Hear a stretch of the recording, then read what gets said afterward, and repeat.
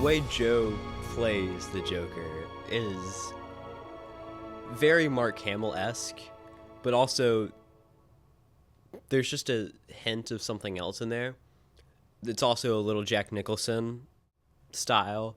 Yeah, it's a new thing, but yeah, it pulls it off.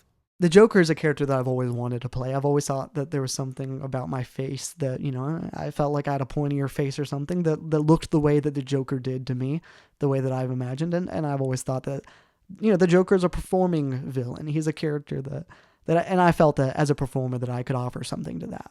And I think that that's part of what goes into this portrayal.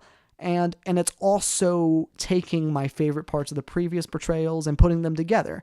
It's by no means a mimic of one portrayal, which was important to me. You see a lot of fan films, and I'm not discrediting them for this, but you see fan films that will say this is the Jack Nicholson Joker, that we're trying to replicate, or this is a Heath Ledger Joker that's a little more popular that they're trying to replicate as close as they can. And I wanted to take the opportunity to do something new. I think it's kind of a mix, especially between the Mark Hamill voice, the Heath Ledger messiness, and the Cesar Romero kind of classic villainish. There's something that is rooted in a, there's a certain kind of camp to the over-the-topness of this Joker that I quite enjoy, that makes the character fun to play, because it could be a very dark character, and we've seen it be a pretty dark character, but I wanted... the Joker, I wanted it to be a character that was fun to play. That's why I wanted to play him. And I think that I offer that to the character. It's going to be impossible to please anyone with another Joker performance, because either everyone's going to hate it or half the people are going to hate it. And then also you have the sort of overshadowing of Heath Ledger's performance as Joker. People loved him as that, and they defend him like religiously, that performance. And so having to come up under that, especially as a no budget short film, is obviously a huge task. One of the distinctions that I think people noticed was the pink lipstick as opposed to the red lipstick. That was one aesthetic difference that I noticed, as well as instead of completely dyeing your hair green, you just put a little bit of dye in there and left the majority of it dark brown. I thought the costume for the character was great. It was, it didn't stray too far from the character, but at the same time, it, worked. The makeup was very cakey looking, and it looked... like it had taken a long time for the Joker to apply, but it also looked like there wasn't much attention to detail, which I think speaks to the Joker's kind of insanity. It was so important for me that the Joker really feel raw and messy, and something that Noah and I talked about is that we really wanted to make sure that this didn't feel like a Halloween costume. And you see certain cosplays or certain Halloween costumes that look like Halloween costumes. And I wanted this to feel like the character. And there are certain things where, yes, the makeup does feel almost so put on, but because it's so messy and there's such a texture to it, and the costume is different enough than any one that we've seen before. And the hair is long and messy. And, the hair was really important, because I think in a lot of Joker cosplays, what makes it look like a Halloween costume is short hair. And while maybe I wanted to look nice, it was important to me to grow out the hair for the character so I could look as messy as possible. He's moved from being respectable to being completely wild. It moves from scenes happening in an office to scenes happening in the woods outside. And that was something that was very intentional that Noah and I talked about, that the Joker's progression is all about becoming more and more wild. And I think that this physical depiction only goes to really sell that idea.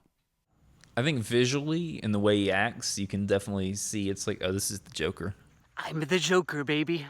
Well, one thing that I personally enjoyed about the Best Medicine's Joker was that, and I know there was a moment in the film where he goes through this, I'm not sure exactly what to call it, but there is a moment where before it, he's not really the Joker, and after he is. But before it, he seemed normal. He seemed functional. He seemed like he wasn't delusional or hysterical or whatever. And I feel like other film adaptations of the character kind of imply that he would not be able to function properly in society because of how crazy he is. But in The Best Medicine, while he's Jack Napier, at least he seems like a normal guy.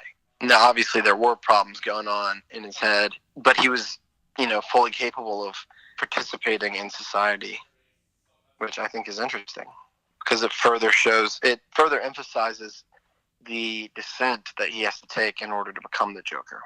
Something that I thought about sort of as reference was there was this Ted Bundy interview, and you can always take Ted Bundy's words with a grain of salt. He's one of the most evil people, but like there was something he talked about where he could kind of blend in a sort of way where people would never, he talked about how he looked like a good boy or whatever. People didn't expect that he would be capable of that, where he could blend in and people would think that there was never anything wrong with him. And I sort of wanted to play with that with Jack Napier, is that he was someone who people would look up to and respect, someone who, maybe there was something off about him, but he looked like he had good intentions, and he did. He had good intentions, but he had bad methods, and ultimately it was all hiding these hidden pleasure that he had for causing pain. And that's something that the Joker was hiding. That there was always the Joker in him all along. So I think in a perfect world, maybe I would have had the Jack Napier have this short, clean hair, and the Joker have this messy, it grew out in the time or whatever. I think in an ideal world, I would have shown a more physical transformation. But I kind of like that Jack Napier, as he exists, is he is what's the word I'm looking for? Is that he looks kind of disheveled. He looks kind of messy. He has that long, messy hair from the start, and you can tell that from the start of the movie, there's something off about him. And I think that is really interesting, and that's a cool way to show that transformation between, Jack Napier and the Joker. That, I think it's a new way to look at that transition.